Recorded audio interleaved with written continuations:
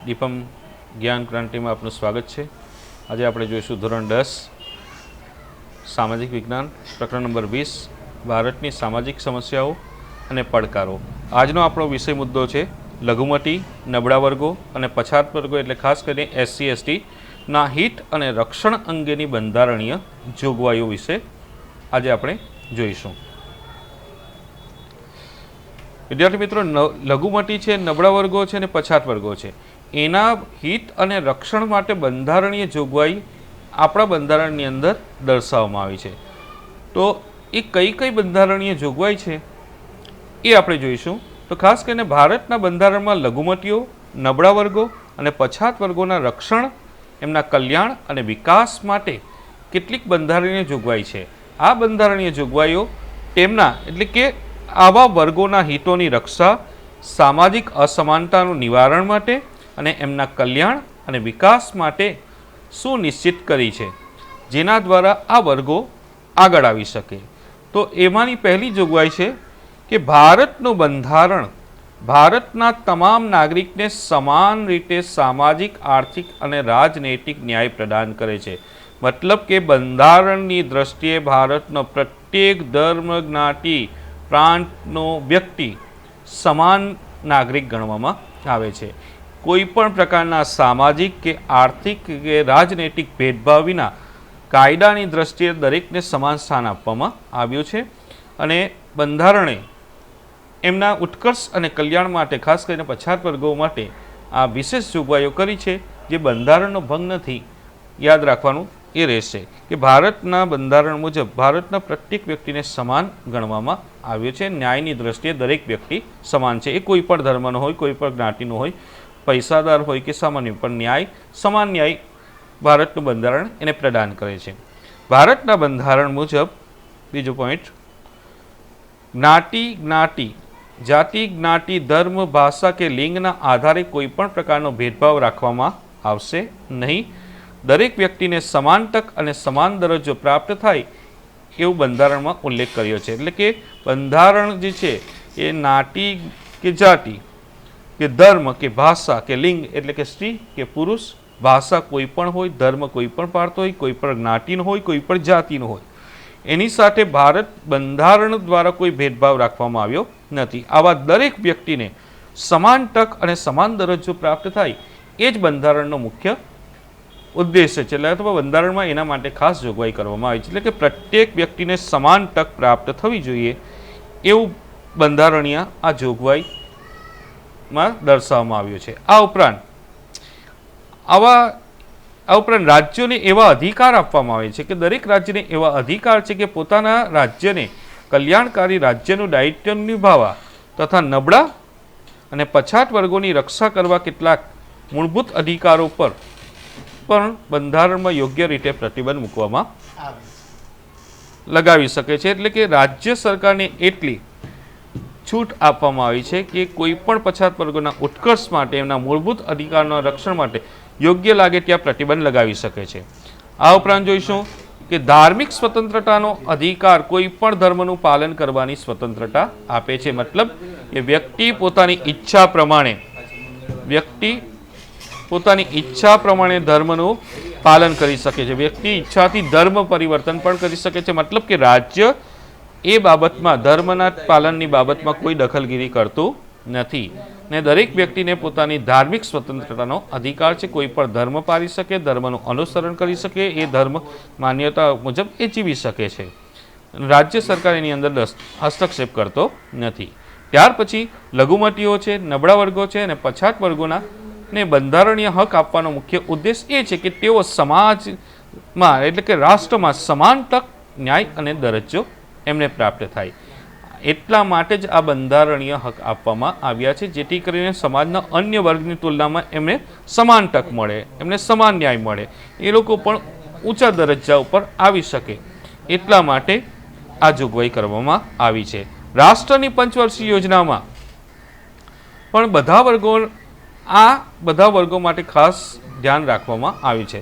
રાષ્ટ્રની પંચવર્ષીય યોજના, જે કેન્દ્ર સરકારની જે પંચવર્ષીય યોજના છે, એ પણ અનુસૂચિત જાતિ, જનજાતિ, નબળા વર્ગો, લઘુમતીઓ માટે ખાસ ધ્યાન આપીને કાર્યક્રમો દાખલ કરે છે, નીતિઓનું ઘડતર કરે છે. હવે આપણે જોઈશું કે લઘુમતી એટલે શું. તો સામાન્ય રીતે લઘુમતી શબ્દની એક છે કોઈ પણ પ્રદેશની કુલ વસ્તીના અડધા કરતાં ઓછી વસ્તી ધરાવતો સમુદાય એ વર્ગનો લઘુમતી કહેવામાં આવે છે. યાદ રાખવાનું છે કે કોઈ પણ પ્રદેશની કોઈ પણ પ્રદેશ છે કુલ વસ્તી ના અડધા કરતાં ઓછી વસ્તી ધરાવનાર સમુદાય એ પ્રદેશની લઘુમતી કહેવામાં આવે છે. અહીંયા યાદ રાખો કે ધર્મ કે ભાષા ના આધારે કોઈ પણ પ્રદેશ કે પ્રદેશમાં બહુમતીમાં ન હોય તેવા લોક સમૂહને એ પ્રદેશની લઘુમતી કહેવામાં આવે છે. ભારતના બંધારણની અંદર લઘુમતી માટે કોઈ સ્પષ્ટ વ્યાખ્યા કરવામાં આવી નથી. એટલે કે કોઈ પણ બંધારણમાં લઘુમતી માટેની કોઈ સ્પષ્ટ વ્યાખ્યા નથી. એનો મતલબ એ થયો કે આપણે કોઈ પણ લઘુમતીને લઈને આપણે કોઈ ચોક્કસ માળખાની અંદર વ્યક્તિ કે સમુદાયનો ઉલ્લેખ નહીં કરી શકીએ. અહીંયા લઘુમતી માટે યાદ રાખવાનું છે કે તો લઘુમતી કઈ રીતે ગણાશે, તો કોઈ દેશ કે પ્રદેશની વસ્તીના અડધા કે તેથી ઓછી સંખ્યા ધરાવતા લોક સમૂહને એ પ્રદેશની લઘુમતી કહેવામાં આવે છે. લઘુમતીનો ખ્યાલ મોટે ભાગે કોઈ પણ ધર્મ, ભાષા કે પ્રદેશ પૂરતો મર્યાદિત નથી. એટલે કે લઘુમતી માત્ર ધર્મ, ભાષા કે પ્રદેશના આધારે મર્યાદિત નથી. એવું બની શકે રાષ્ટ્રીય સ્તર પર લઘુમતીની જેમ જ રાજ્ય સ્તર પર સ્થાનિક અથવા પ્રાદેશિક લઘુમતીની પણ નોંધ લેવી પડે છે. એવું બની શકે છે કે રાષ્ટ્રીય કક્ષાએ બહુમતી ધરાવતો વર્ગ છે પ્રાદેશિક કક્ષાએ અથવા રાજ્ય કક્ષાએ લઘુમતીમાં હોય એવું બની શકે છે. એટલે રાષ્ટ્રીય કક્ષાએ, સ્થાનિક કક્ષાએ કે પ્રાદેશિક કક્ષાએ લઘુમતી અલગ અલગ વર્ગ આવે છે. માટે જ રાષ્ટ્રીય સ્તર પર લઘુમતીઓની સંકલ્પના એ રાજ્ય સ્તરની સંકલ્પના કરતાં બિલકુલ ભિન્ન છે. એટલે કે જો અહીંયા વ્યાખ્યાબદ્ધ થાય છે કે જો કોઈ લોક સમુદાય કોઈ એક પ્રદેશની રાજ્યની કુલ વસ્તીના પ્રમાણમાં બહુમતીમાં હોય તો પણ એ રાષ્ટ્રીય સ્તરે લઘુમતીમાં હોઈ શકે છે. તેનાથી અલગ જે રાજ્યમાં લઘુમતીમાં હોય તે રાષ્ટ્રીય વર્ગ રાષ્ટ્રીય સ્તરે બહુમતીમાં હોઈ શકે છે. દાખલા તરીકે પંજાબની વાત કરીએ કે પંજાબી શીખ ધર્મના અનુયાયીઓ એ રાષ્ટ્રીય સ્તરે લઘુમતીમાં છે, રાષ્ટ્રીય સ્તરે લઘુમતીમાં છે, પણ પંજાબની અંદર એવો બહુમતીમાં છે. એ જ રીતે આપણે ક્રિશ્ચિયનની વાત કરીએ કે કેરળની અંદર જોઈએ તો ખ્રિસ્તી ધર્મ પાળનારા બહુમતીમાં જોવા મળશે, જ્યારે અન્ય ગુજરાત જેવા રાજ્યની અંદર એ લઘુમતીમાં છે, રાષ્ટ્રીય સ્તરે પણ એ લઘુમતીમાં છે. તો કહેવાનો મતલબ કે રાજ્ય સ્તરે જોવા મળતી લઘુમતી અને રાષ્ટ્રીય સ્તરે જોવા મળતી લઘુમતી એ બંને વચ્ચે ફેર છે. એટલે કે એવું જરૂરી નથી કે રાજ્ય કક્ષાએ બહુમતી ધરાવતો વર્ગ રાષ્ટ્રીય કક્ષાએ બહુમતીમાં હોય જ, એ રાષ્ટ્રીય કક્ષાએ લઘુમતીમાં પણ હોઈ શકે. એ જ રીતે રાષ્ટ્રીય સ્તરે બહુમતી ધરાવતો વર્ગ રાજ્ય સ્તરે પણ બહુમતીમાં હોય એવું જરૂરી નથી. ભારતની અંદર જોઈએ કે લઘુમતીઓ અને બહુમતીઓની જેમ જ લઘુમતીઓને બહુમતીની જેમ જ સમાન ધોરણે અધિકાર મળ્યા છે, પણ લઘુમતીઓને પોતાની સંસ્કૃતિ, ધર્મ, લિપિ અને ભાષાઓના સંરક્ષણ અને પ્રોત્સાહન માટે બંધારણમાં કેટલીક વિશેષ જોગવાઈઓ કરવામાં આવી છે. જેમ કે કોઈ પણ લઘુમતી છે એ લઘુમતીઓને પોતાના હિતો અને કલ્યાણ અને વિકાસ માટે રાષ્ટ્રીય લઘુમતી પંચની રચના કરવામાં આવી છે. લઘુમતીના હિત અને અધિકારોના રક્ષણ અર્થે રાષ્ટ્રીય કક્ષાએ રાષ્ટ્રીય લઘુમતી પંચની રચના કરવામાં આવી છે. એ જ રીતે રાજ્ય સ્તરે પર રાજ્ય લઘુમતી આયોગની રચના કરવામાં આવી છે. ધાર્મિક સ્વતંત્રતાનો અધિકાર લઘુમતીઓને એ વિશ્વાસ અપાવે છે કે તે પોતાના ધર્મનો પ્રચાર, પ્રસાર અને પ્રોત્સાહન માટે પ્રયત્ન કરી શકે છે. ધાર્મિક સ્વતંત્રતા મતલબ વ્યક્તિને પોતાનો ધર્મ પાળવાની સ્વતંત્રતા, કોઈ પણ ધર્મ પર આવો ધર્મ પાળનાર વ્યક્તિને પોતાનો ધર્મનો પ્રચાર કરી શકે છે, પ્રસાર કરી શકે છે અને એના માટેના તમામ પ્રયત્નો કરી શકે છે. કાયદો બળપૂર્વક ધર્માંતરણને માનતો નથી, એટલે કે જબરજસ્તીથી કાયદો કોઈ વ્યક્તિના ધર્મને પરિવર્તન કરાવી શકતો નથી. સરકારી સહાય, અહીંયા યાદ રાખવાનું છે કે સરકારી સહાય લેતી કોઈ પણ શિક્ષણ સંસ્થા કે એ ધાર્મિક શિક્ષણ આપી શકતી નથી. એટલે સરકારી સહાય લેતી કોઈ પણ શાળા ધાર્મિક શિક્ષણ આપી શકતી નથી, મતલબ કે એમાં ધર્મના આધાર પર અભ્યાસક્રમ કે પાઠ્યક્રમો દાખલ કરી શકાતા નથી. તમામ ધાર્મિક સમુદાયોને તેમના ધર્મનું વ્યવસ્થાપન, ધાર્મિક કાર્યો અને સંપત્તિ મેળવવાનું અને તેની દેખરેખ રાખવાનો અધિકાર આપવામાં આવ્યો છે. સાંસ્કૃતિક અને શૈક્ષણિક હકો હેઠળ લઘુમતીઓને પોતાની લિપિ લખવાનો, એને પ્રકાશિત કરવાનો, એની અંદર સાહિત્ય પ્રસિદ્ધ કરવાનો અધિકાર છે. સાંસ્કૃતિક અને શૈક્ષણિક અધિકાર હેઠળ લઘુમતી પોતાની લિપિ લખી શકે છે અને સંસ્કૃતિનું રક્ષણ કરી શકે છે. સરકારી સહાય મેળવતી કોઈ પણ સંસ્થામાં ધર્મ, વંશ કે જાતિ કે વર્ણ કે ભાષાના આધારે કોઈનો પણ પ્રવેશ અટકાવી શકાતો નથી. મતલબ સરકારની સહાયથી જેટલી પણ સંસ્થા ચાલે છે એમાં ધર્મના આધાર પર ભેદભાવ રાખી શકે નહીં. એ પછી એ હોસ્પિટલ હોય, બાગ બગીચો હોય કે થિયેટર હોય કે પછી શાળા હોય, એમાં કોઈ પણ જગ્યાએ ધર્મ, જાતિ કે વંશના આધારે ભેદભાવ કરી શકાતો નથી. સમાજના તમામ વર્ગોને પોતાની પસંદગી પ્રમાણે ભાષા, લિપિ જાળવવાનો, એનો વિકાસ કરવાનો અને તે માટે શૈક્ષણિક સંસ્થા સ્થાપવાનો અને ચલાવવાનો અધિકાર છે. ભારતીય લઘુમતીના બાળકોને પ્રાથમિક શિક્ષણ માતૃભાષામાં મળી રહે એવી સુવિધા રાજ્ય સરકાર કરે છે.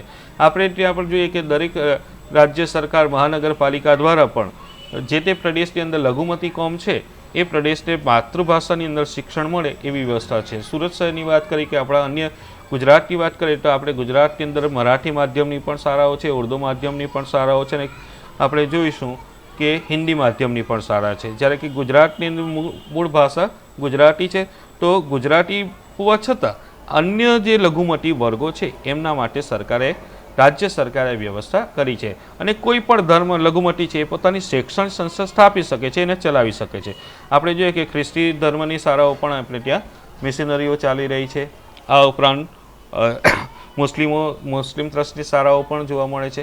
તો દરેક મદ્રેસાઓ જોવા મળે છે. તો એ દરેક ધર્મના વ્યક્તિને પોતાની શૈક્ષણિક સંસ્થા સ્થાપવાનો અને ચલાવવાનો સંપૂર્ણ અધિકાર છે, પણ એ ધાર્મિક શિક્ષણ આપી શકશે નહીં. અને આ જે જોઈશું SC અને ST એટલે શું, અનુસૂચિત જાતિ કોને કહેવાશે અને અનુસૂચિત જનજાતિ કોને કહેવાય, એટલે શિડ્યુલ કાસ્ટ અને શિડ્યુલ ટ્રાઇબ. અનુસૂચિત જાતિ અને જનજાતિની કોઈ સ્પષ્ટ બંધારણમાં વ્યાખ્યા નથી, એ આપણે યાદ રાખવું પડશે. આપણા બંધારણની અંદર અનુસૂચિત જાતિ અને જનજાતિ માટે કોઈ સ્પષ્ટ વ્યાખ્યા કરવામાં આવી નથી, પરંતુ સંબંધિત રાજ્યનો રાજ્યપાલ એટલે જે તે રાજ્યનો રાજ્યપાલની સહાયથી અને રાષ્ટ્રપતિના આદેશ દ્વારા તેનો વિશેષ ઉલ્લેખ કરવામાં આવ્યો છે. જ્ઞાતિવાદના કારણે આપણે જોઈએ પ્રાચીન સમયની જે વર્ણ વ્યવસ્થા હતી અને વર્ણ વ્યવસ્થામાંથી જ્ઞાતિવાદનું દૂષણ થયું. તો એ જ્ઞાતિવાદના કારણે કેટલીક જ્ઞાતિઓનું શોષણ અટકાવવા અને તેમની સામેના અન્યાયને દૂર કરવા, સમાનતા અને ભાતૃભાવથી તેમનામાં રહેલી સંકુચિતતા દૂર કરવા અને તેમનો સામાજિક, આર્થિક અને શૈક્ષણિક વિકાસ થાય તે હેતુથી ભારતના બંધારણમાં કેટલીક વિશેષ જોગવાઈ કરવામાં આવી છે. આ જોગવાઈ અનુસાર બંધારણની કલમ 341માં જણાવ્યા મુજબની અનુસૂચિમાં સમાવિષ્ટ જાતિઓને અનુસૂચિત જાતિ તરીકે ઓળખવામાં આવે છે. આર્ટિકલ 341ની જે અનુસૂચિ છે એમાં જે જાતિના નામોનો ઉલ્લેખ છે એ જાતિઓને અનુસૂચિત જાતિ તરીકે ઓળખવામાં આવે છે. યાદ રાખવાનું છે 341ની કલમ, જ્યારે અનુસૂચિત જનજાતિ માટે 342ની કલમ. જ્યારે બંધારણની કલમ 342ની અનુસૂચિ પ્રમાણે સમાવિષ્ટ જાતિઓને અનુસૂચિત જનજાતિ તરીકે ઓળખવામાં આવે છે. હવે અનુસૂચિત જનજાતિની ઓળખ માટે એવા લોકોનો સમાવેશ કરવામાં આવ્યો છે અનુસૂચિત જનજાતિની અંદર કે જેઓ સમાજના મુખ્ય ભાગથી મોટે ભાગે અલગ જંગલ કે પહાડી વિસ્તારમાં રહે છે અને વિશિષ્ટ ભૌગોલિક પરિસ્થિતિમાં નિવાસ કરે છે અને બીજા કરતાં અલગ સામાજિક અને સાંસ્કૃતિક જીવન જીવે છે. સામાન્ય લોકો કરતાં તેમની આર્થિક અને શૈક્ષણિક સ્થિતિ પછાત છે, તો એવા વર્ગોને અનુસૂચિત જનજાતિની અંદર મૂકવામાં આવે છે. એટલે કે અલાયડું સમાજના અન્ય વર્ગથી અલાયડું જીવન જીવતા પહાડી વિસ્તારના લોકોને અનુસૂચિત જનજાતિની કક્ષામાં મૂકવામાં આવે છે. એમની પોતાની અલગ સમજ વ્યવસ્થા છે, અલગ ભાષા છે, અલગ રીત રિવાજો છે અને સમાજના અન્ય વર્ગ કરતાં આર્થિક અને શૈક્ષણિક દ્રષ્ટિએ એ લોકો પછાત છે. આપણા બંધારણની જોગવાઈઓ અનુસૂચિત જાતિ અને જનજાતિના સંદર્ભમાં કેટલીક ખાસ જોગવાઈઓની અહીંયા વાત કરવામાં આવી છે. અનુસૂચિત જાતિ અને જનજાતિ માટે સમાન જોગવાઈ કઈ છે? તો સમાન જોગવાઈ હેઠળ પહેલી સામાન્ય જોગવાઈ એ છે આર્ટિકલ 15. આર્ટિકલ 15 શું છે? તો આર્ટિકલ 15 પ્રમાણે કોઈ પણ રાજ્ય કેવળ ધર્મ, જ્ઞાતિ, જાતિ, જન્મસ્થાન કે એમાંથી કોઈ પણ બાબતના આધારે ભેદભાવ કરવા પર પ્રતિબંધ મૂકે છે. કે આર્ટિકલ 15 પ્રમાણે ધર્મ, જાતિ અને જન્મસ્થાનના આધારે કોઈ પણ વ્યક્તિ પર ભેદભાવ રાખી શકાય નહીં. વધુમાં આ કલમ દ્વારા એવું જણાવવામાં આવ્યું છે કે કોઈ પણ નાગરિક આ બાબતો હેઠળ એટલે કે જ્ઞાતિ, જાતિ, જન્મસ્થળ કે ધર્મના આધાર પર પહેલું દુકાન, જાહેર રસ્તા, હોટલ અને જાહેર મનોરંજનના સ્થળોમાં પ્રવેશ મેળવવા અંગે એને કોઈ અટકાવી શકે નહીં. આર્ટિકલ 15 પ્રમાણે કોઈ પણ વ્યક્તિ કોઈ પણ દુકાનની અંદર જઈ શકે, જાહેર રેસ્ટોરન્ટનો ઉપયોગ કરી શકે, હોટલો અને જાહેર મનોરંજનના સ્થળનો ઉપયોગ કરી શકે છે. ધર્મ, જાતિના આધારે એની સાથે ભેદભાવ રાખી શકે નહીં. આ ઉપરાંત ખ મુજબ કૂવા છે, તળાવ છે, સ્નાનના ઘાટો છે, સ્નાન માટેના ઘાટ છે, રસ્તાઓ છે, સર્વાંગ અથવા અંશતઃ રાજ્ય સરકારની તરફથી નિભાવાતી અથવા જાહેર જનતાના ઉપયોગ માટે અર્પણ કરાયેલા સ્થાનોમાં ઉપયોગ અંગે કોઈપણ નાગરિક પર કોઈપણ પ્રકારની ગેરલાયકાત કે જવાબદારી નિયંત્રણમાં અથવા શરતો લાદી શકાય નહીં. આર્ટિકલ 15 પ્રમાણે રાજ્ય સરકારની સહાયથી ચાલતી કોઈ પણ સંસ્થામાં ધર્મ, જ્ઞાતિ, જન્મસ્થળ કે ભાષાના આધાર પર ભેદભાવ રાખી શકે નહીં. આર્ટિકલ 15 દરેક વ્યક્તિને સમાન અધિકાર આપે છે. આર્ટિકલ 29 પ્રમાણે જોઈએ તો આર્ટિકલ 29 કહે છે કે ભારતના પ્રદેશમાં અથવા તેના કોઈ પણ ભાગમાં વસવાટ કરતા નાગરિકોને પોતાની વિશિષ્ટ ભાષા બોલવાનો, એની લિપિ લખવાનો અને પોતાની કહી શકાય એવી સંસ્કૃતિ ધરાવવાનો અને એને સાચવવાનો એને અધિકાર રહેશે. એટલે ભારતનો કોઈ પણ વ્યક્તિ છે, દેશના કોઈ પણ ખૂણામાં રહેતો એ પોતાની ભાષા બોલી શકે છે, લિપિમાં લખી શકે છે, પોતાની સંસ્કૃતિ, ધાર્મિક માન્યતા, પરંપરા પ્રમાણે જીવન જીવી શકે છે, પહેરવેશ પહેરી શકે છે, ખોરાક લઈ શકે છે, ઉત્સવ ઉજવી શકે છે. આર્ટિકલ 29 મુજબ એને આ કરવાનો સ્વતંત્રતા આપવામાં છે. ખ મુજબ કેવળ ધર્મ, જાતિ, ભાષા કે તેના કોઈ પણ આધારે રાજ્ય તરફથી નિભાવાતી અથવા નાણાકીય સહાયથી ચાલતી શિક્ષણ સંસ્થામાં કોઈ પણ નાગરિકનો પ્રવેશ અટકાવી શકાશે નહીં. મતલબ કોઈ પણ સ્કૂલની અંદર વિદ્યાર્થીનો પ્રવેશ ધર્મ, જ્ઞાતિ કે ભાષાના આધારે અટકાવી શકે નહીં. હિન્દુ ધર્મનો વ્યક્તિ છે, હિન્દુ ધર્મનો વિદ્યાર્થી છે, મુસ્લિમ ટ્રસ્ટની શાળાની અંદર પણ પ્રવેશ મેળવી શકે છે, ખ્રિસ્તી ટ્રસ્ટની શાળાની અંદર પણ પ્રવેશ મેળવી શકે છે. એ જ રીતે કોઈ પણ નાગરિક દેશના કોઈ પણ ખૂણાની અંદર વિદ્યા અભ્યાસ માટે જવા માંગતો હોય તો એનો પ્રવેશ અટકાવી શકાતો નથી ધર્મ કે ભાષાના આધાર પર. ધર્મ, ભાષા કે જ્ઞાતિના આધાર પર એનો પ્રવેશ કોઈ પણ શાળાની અંદર અટકાવી શકાતો નથી એવું આર્ટિકલ 29 પ્રમાણે સ્પષ્ટ કરવામાં આવ્યું છે. આ ઉપરાંત કેટલીક ખાસ જોગવાઈઓની વાત કરીએ પછાત વર્ગો માટેની તો પહેલી એક જોગવાઈ છે રાજનીતિના માર્ગદર્શક સિદ્ધાંતોની કલમ 46 મુજબ રાજ્યની પ્રજાના પછાત વિભાગો અને ખાસ કરીને અનુસૂચિત જાતિ એટલે કે શિડ્યુલ કાસ્ટ અને અનુસૂચિત જનજાતિ એટલે કે શિડ્યુલ ટ્રાઇબના કેળવણી વિષયક અને આર્થિક લાભો જળવાય તે માટે રાજ્ય ખાસ કાળજી લેશે અને એમને સામાજિક અન્યાય અને કોઈપણ પ્રકારના શોષણ સામે તેનું રક્ષણ કરશે. આર્ટિકલ 46 પ્રમાણે દરેક રાજ્ય સરકારની જવાબદારી છે કે પોતાની રાજ્યની અંદર સમાવિષ્ટ SC અને ST ના કેળવણી એટલે કે શિક્ષણ અને આર્થિક લાભોનું રક્ષણ કરવાનું રહેશે. બીજી આર્ટિકલ 16/4 પ્રમાણે રાજ્ય હસ્તકની નોકરીઓમાં રાજ્ય સરકારની જે નોકરી છે એમાં અમુક વર્ગોનું પ્રતિનિધિત્વ જળવાયું નથી, એટલે કે અમુક પછાત વર્ગના વ્યક્તિનું નોકરીની અંદર પ્રતિનિધિત્વ નથી અથવા ઓછી સંખ્યા છે, તો રાજ્યને એવું લાગે તો તેમના માટે જગ્યાઓ અથવા નિમણૂકો અનામત રાખવાની જોગવાઈ કરવાનો રાજ્યને અધિકાર રહેશે. રાજ્યને એવું લાગે કે પછાત વર્ગોની જગ્યા સરકારી નોકરીમાં ઓછી છે તો આવા વર્ગોના વ્યક્તિઓ માટે અનામત જગ્યા રાખવામાં આવશે. આર્ટિકલ 330,